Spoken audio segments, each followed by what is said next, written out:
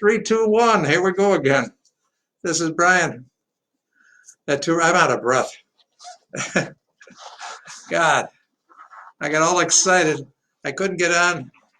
That Zuckerberg changed the whole page on Facebook just when I got the other one memorized. He's really messing with my head here. And boy, with all those digits in his world, he definitely can. But I got to get back to brass tacks. I just got done with a couple of issues we had to deal with here today, and but I wanted to share a couple of things that, I talked earlier about my bout with my Netflix bout, and I got to make a confession. It was the Ozark. So for those that want to give me a little fun, just if anybody's seen it, let me know.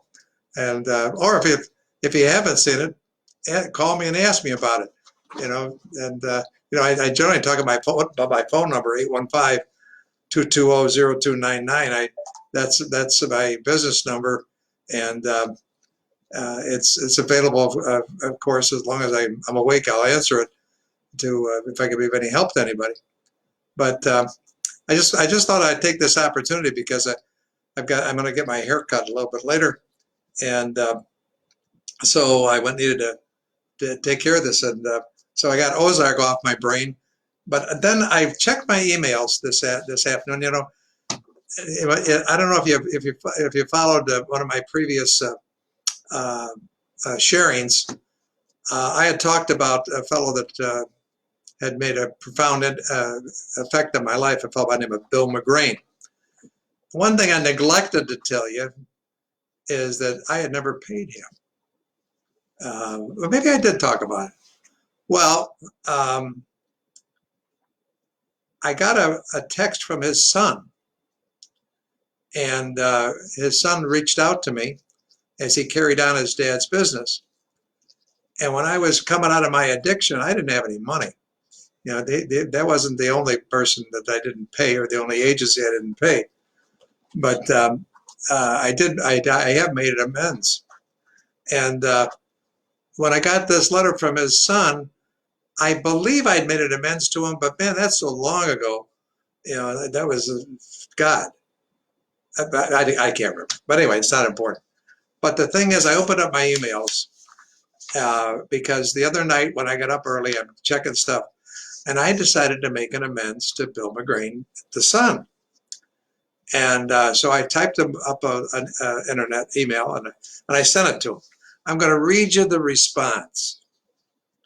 It says, "Hi, Brian. Good to hear from you, and thanks for acknowledging what happened. When my father died, I had to take over the debts. He had so many debts, and he wanted to make his mother whole, and he didn't want his mom to suffer with all the debts. And it took him about a year to pay off his debts and continue the business. Here's the bottom line. I do forgive you. The good news at this stage of your life, you can enjoy the journey and the process." That's pretty heavy-duty stuff. And he signed it, and that's where I got the idea of the TUA, from my experience with McGrane's. They were in Cincinnati, Ohio. He's moved his office over to Kentucky now.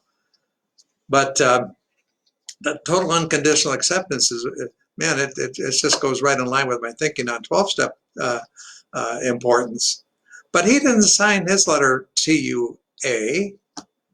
He's done something a little bit different because he's progressed in a different area, and he signs it TUL.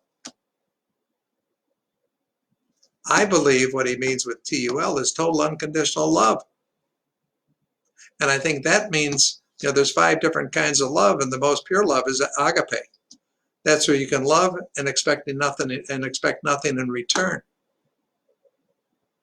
So I'm not sure if I'm going to change my my sign-offs with the TUA or TUL, or maybe I'll do both. But here's how it applies to me. I'm not going to eliminate the TUA because that acceptance plays a big part in my recovery. I have to accept where I'm at, and I have to accept where everybody else is at. And I heard that for a long time. I didn't know exactly how to do it until I saw it in action. And in early recovery, I would stand on my head to not use any drugs. I'd already said no to the alcohol. I didn't want another hangover ever. But the cocaine just hung on and hung on it. And I was running in circles with folks that well, a lot of people may remember, but I was having healing sessions in my house. I had a guy living with me that was a very unique fellow that followed the writings of a fellow by the name of Wigglesworth, which is another topic altogether. But I developed a friendship with a fellow that worked for me or with me by the name of Doug Warrington. And Doug was a guy that he was a street preacher, and he traveled around the country dragging young people out of the occult. And I didn't believe the occult ever existed, but I got some ideas about it now for sure. Well, when I was having one of these meetings at my house one night, after an AA meeting, I had about 16, 18 people come over to my house. And somebody was reading something out of the Bible. And lo and behold, another guy that was in long-term recovery was arguing about a particular part of the Bible. And then my friend Doug, who is really one of these, he's one of these guys that has what's called the gift of discernment. And he and Doug really got into the guy's first name was Bob. He had a white eyebrow, if anyone remembers him. Anyway, they took it outside, and I thought they're going to have a Donnybrook. Donnybrook is an Irish expression for a fight. And I saw both of these guys with their fists clenched, gritting their teeth, veins popping out of their foreheads almost. And I thought it was going to come to that.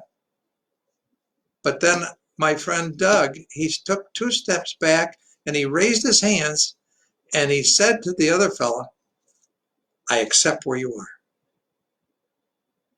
Now, it took that action for me to understand the power of acceptance.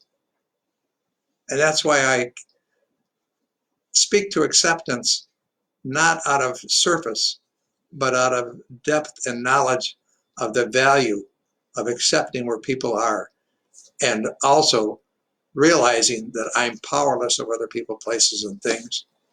And that's how I get that layered effect that I can keep living with, which makes my life pretty darn nice. So I'm going to sign off, get a haircut. I'm going to go home, and I might just watch Ozark again. Thanks for listening.